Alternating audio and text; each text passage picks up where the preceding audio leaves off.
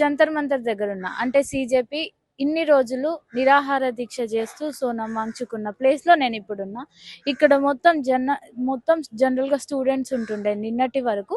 ఈ రోజు పొద్దున వరకు కూడా సోనం వాంగ్చుక్ ని ఇక్కడ నుండే ఈ టెంట్ లో నుండే తీసుకుపోయినరు. ఈ రోజు ప్రొటెస్ట్ స్టార్ట్ అయ్యి వాళ్ళు కొంచెం ముందుకు పోయేసరికి ఆ స్టేజ్ అంతా కొలాప్స్ చేసిండ్రు, పోలీసులే చేసిండ్రు. అక్కడ నుంచి బయటకు వచ్చే వాళ్ళందరి మీద లాఠీ చార్జ్ కూడా చేసిండ్రు అని చెప్పి తెలిసింది. ఇంకో విషయం ఏంటంటే ఇక్కడ నుండి జస్ట్ మీకు నేను చూపిస్తా. ఇక్కడి నుండి కొంచెం ముందుకి అక్కడి వరకు మీకు అక్కడ కనిపిస్తూ ఉంటది డిసిఎం.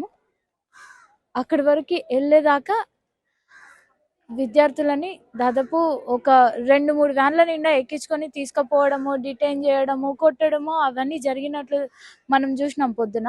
అట్లా జరుగుతూనే ఈ రోజు అభిజిత్ దీప్కే ఏం చెప్తున్నాడంటే ఎందుకు మేము అక్కడి నుండి ఇంకా కొంచెం ముందుకు వెళ్ళలేదు అని చెప్తున్నాడంటే, ఒకవేళ మేము ముందుకు పోతే ఇద్దరిని కొట్టిండ్రు, తలలు వలిగిపోయినాయి వాళ్ళకు.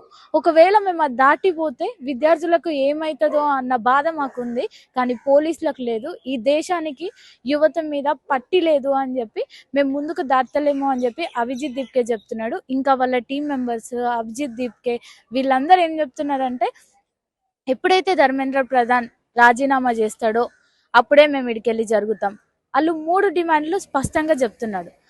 ముఖ్యంగా 3 డిమాండ్లు ఏంటంటే, అభిజిత్ దీప్కే చెప్పిన 3 డిమాండ్లు ఏంటంటే, ధర్మేంద్ర ప్రధాన్ రాజీనామా చేయాలి, ఇంకోటి సోనం వాంగ్చుక్ ని కిడ్నాప్ చేసిండ్రు, అంటే వీళ్ళకి చెప్పకుండానే పరదలు కట్టి తీసుకెళ్లిపోయిండ్రు, ఆయనని తీసుకొచ్చేయాలి, ఆయనని సేఫ్ గా మా దగ్గర ఉంచాలి.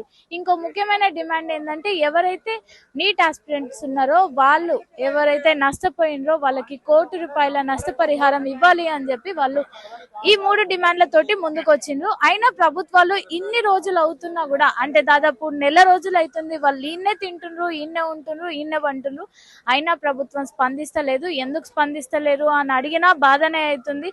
ఎందుకు స్పందిస్తలేరు అని అడిగితే పోలీసులు వాళ్ళ దగ్గరకు వచ్చి అమ్మాయిల వీడియోలు తీస్తున్నారు, నైట్ టైంలో బాత్రూమ్ల దగ్గర వీడియోలు తీస్తున్నారు అని చెప్పి మనం వీడియోలు చూసినాము. ఎందుకంటే వాళ్ళ టీం వాళ్ళు మనకి సోషల్ మీడియాలో అట్లా పెట్టిండ్రు కాబట్టి అట్లా చూసినాము. తర్వాత